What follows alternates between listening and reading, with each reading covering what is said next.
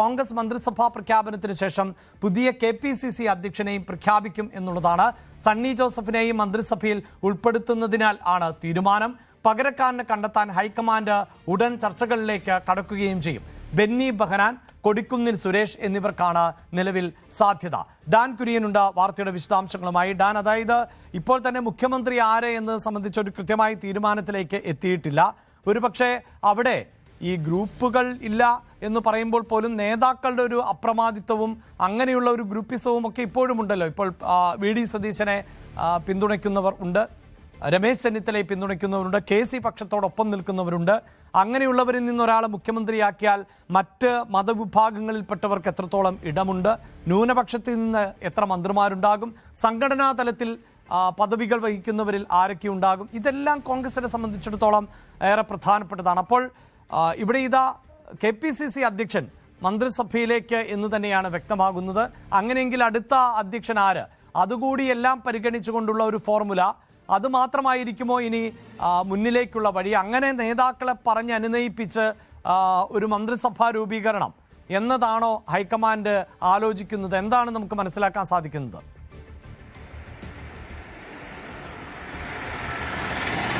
തദ്ദേശ നിയമസഭാ തെരഞ്ഞെടുപ്പുകൾ മുന്നിൽ കണ്ടുകൊണ്ടായിരുന്നു ക്രൈസ്തവ സഭയെ UDF-നോട് കോൺഗ്രസിനോട് കൂടുതൽ ചേർത്ത് നിർത്തുക എന്ന ലക്ഷ്യത്തിന്റെ ഭാഗമായി K. സുധാകരനെ അധ്യക്ഷ സ്ഥാനത്ത് നിന്ന് മാറ്റി സണ്ണി ജോസഫിനെ KPCC അധ്യക്ഷനാക്കിയത്.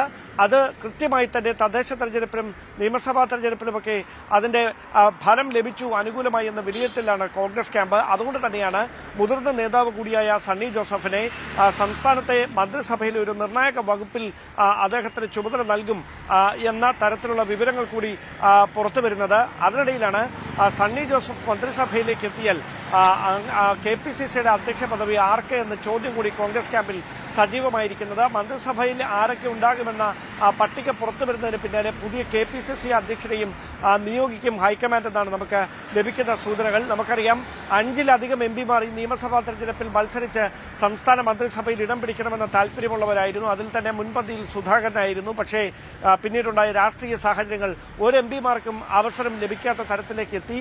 അതുകൊണ്ട് തന്നെ MPമാരിൽ തന്നെ 3 പേർ ഇപ്പോൾ വലിയ കടുംപിടുത്തം തുടരുകയാണ് KPCC അധ്യക്ഷ പദവിക്കായി. അതിൽ തന്നെ പിന്നാക്ക വിഭാഗത്തിന്റെ പിന്തുണ അല്ലെങ്കിൽ പിന്നാക്ക വിഭാഗത്തിന്റെ പ്രതിനിധിയായി തനിക്കൊരു അവസരം നൽകണം, ദളിത് പ്രാതിനിധ്യം ഉറപ്പാക്കണം എന്ന് വ്യക്തമാക്കിക്കൊണ്ട് കൊടിക്കുന്നിൽ സുരേഷ് വലിയ സമ്മർദ്ദം കോൺഗ്രസ് ദേശീയ നേതൃത്വത്തിന് മുമ്പിൽ നടത്തുന്നുണ്ട്. അങ്ങനെ കൊടിക്കുന്നിൽ സുരേഷിന്റെ സമ്മർദ്ദം നേരത്തെ മുതൽ തുടങ്ങിയതാണ്. ഇപ്പോഴല്ല, സുധാകരനെ അധ്യക്ഷനാക്കുന്ന സമയം മുതൽ കൊടിക്കുന്നിൽ സുരേഷ് ദേശീയ നേതൃത്വത്തിന് മുമ്പിൽ ഈ ക്ലെയിം ഉന്നയിച്ചു തുടങ്ങിയതാണ്.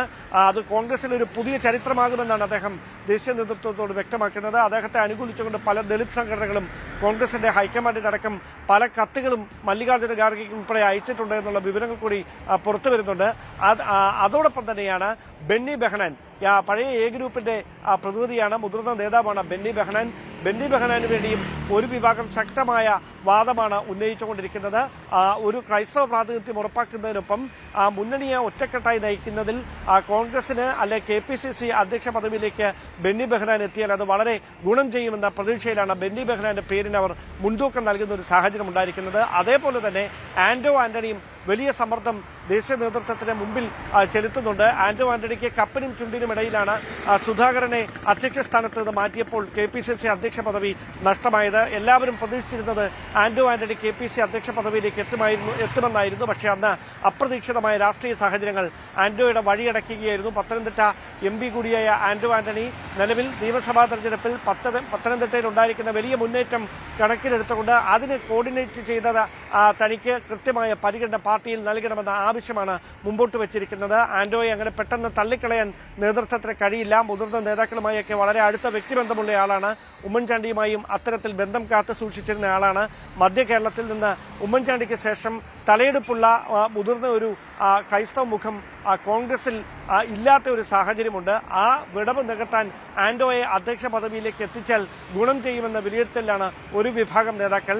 അങ്ങനെയാണ് ആന്റോ ആന്റണിക്ക് വേണ്ടി സമ്മർദ്ദമേറുന്നത്. അതോടൊപ്പം ഒരു വൈബ്രൻസി കൊണ്ടുവരാൻ, പാർട്ടിയെ ചലനാത്മകമാക്കാൻ ഷാഫി പറമ്പിലിനെ അധ്യക്ഷനാക്കണമെന്ന ആവശ്യം മുമ്പോട്ട് വെക്കുന്ന ഒരു നിരയുമുണ്ട്. ഇതിൽ ആർക്കാകും നറുക്ക് വീഴുക എന്നറിയാൻ കുറച്ചുകൂടി കാത്തിരിക്കേണ്ടതുണ്ട്. മുഖ്യമന്ത്രിയെ പ്രഖ്യാപിച്ചതിന് ശേഷം മന്ത്രിസഭയിൽ ആരൊക്കെ വേണമെന്ന കാര്യത്തിൽ വീതം വെപ്പുകൾ നടക്കും.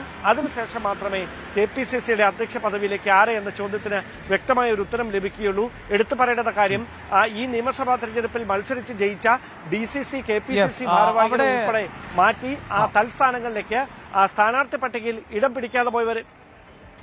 അവിടെ ഒരു കാര്യം കൂടിയുള്ളത്, ഡാൻ, ഇപ്പോൾ പറയുന്ന പട്ടികയിൽ ഇപ്പോൾ കൊടിക്കുന്നിൽ സുരേഷ് ഉൾപ്പെടെയുള്ളവരുണ്ട്. കൊടിക്കുന്നിലിനെ പോലെയുള്ളവർ ഇപ്പോൾ തന്നെ പ്രധാനപ്പെട്ട പദവികൾ വഹിക്കുന്ന ആൾ കൂടിയാണ്. അപ്പോൾ കൊടിക്കുന്നിലിനെ പോലെ നിലവിൽ സംഘടനാ ചുമതലകൾ ഉള്ള ഒരാളാണ് KPCC അധ്യക്ഷ സ്ഥാനത്തേക്ക് വീണ്ടും വരുന്നത് എങ്കിൽ സ്വാഭാവികമായും ഏതാണ്ട് സംഘടനയിലേക്ക് വീണ്ടും ഒരു അഴിച്ചുപണി എന്ന നിലയിലേക്ക് കാര്യങ്ങൾ എത്തുമോ? അവിടെയും ഒരാൾ പോസ്റ്റ് ചെയ്യപ്പെടുന്ന സാഹചര്യം ഉണ്ടാകും. അപ്പോൾ KPCC അധ്യക്ഷൻ എന്നതിനോടൊപ്പം തന്നെ മറ്റു ചില മാറ്റങ്ങൾ കൂടി മന്ത്രിസഭാ രൂപീകരണത്തിന് ശേഷം സംഘടനാ തലത്തിലും ഉണ്ടാകും എന്നാണോ മനസ്സിലാക്കേണ്ടത്?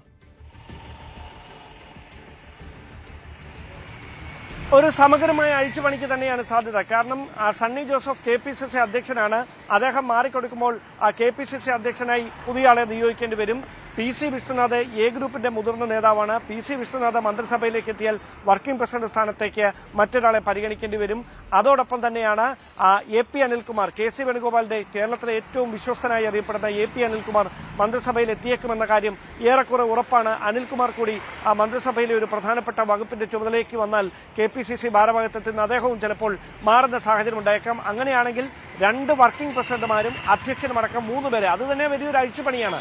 അങ്ങനെ വരുമ്പോൾ അവിടെ സാമുദായിക സമവാക്യങ്ങളടക്കം ഉറപ്പുവരുത്തേണ്ടതുണ്ട്. ഒരുപക്ഷെ നിയമസഭാ തെരഞ്ഞെടുപ്പിൽ മത്സരിക്കണമെന്ന വലിയ താല്പര്യത്തിൽ നിന്ന് അടൂർ പ്രകാശ് ഈഴവ സമുദായാംഗമാണ്. അതുകൊണ്ട് തന്നെ ഈഴവ പ്രാതിനിധ്യം വേണ്ടത്ര കോൺഗ്രസ് നൽകുന്നില്ല എന്ന വിമർശനം വെള്ളാപ്പള്ളിയൊക്കെ ആവർത്തിച്ചുന്നയിക്കുന്ന, ഒരു വശത്തെ വെള്ളാപ്പള്ളിക്കെതിരെ വലിയ വിമർശനങ്ങളൊക്കെ വരുമ്പോഴും ആ വിമർശനങ്ങളിൽ അതിനപ്പുറത്തേക്ക് അതിൽ ചില വസ്തുതകളുമുണ്ട് എന്ന് വിലയിരുത്തുന്ന നേതാക്കളും കോൺഗ്രസ് ക്യാമ്പിലുണ്ട്. അതുകൊണ്ട് അടൂർ പ്രകാശിനെ ഒരു സുപ്രധാനമായ പദവിയിലേക്ക്, UDF കൺവീനറാണ് അദ്ദേഹം, അതിനപ്പുറത്തേക്ക് പാർട്ടിയിലെ ഒരു സുപ്രധാന പദവിയിലേക്ക് കൊണ്ടുവരണം എന്ന താല്പര്യവും ഒരു വിഭാഗം നേതാക്കൾ മുമ്പോട്ട് വെക്കുന്നുണ്ട്. അതുകൊണ്ട് ഒരു സമഗ്രമായ അഴിച്ചുപണിക്കാണ് പാർട്ടി തയ്യാറെടുക്കുന്നത് എന്ന സൂചനകളാണ് ഇപ്പോൾ ലഭിക്കുന്നത്.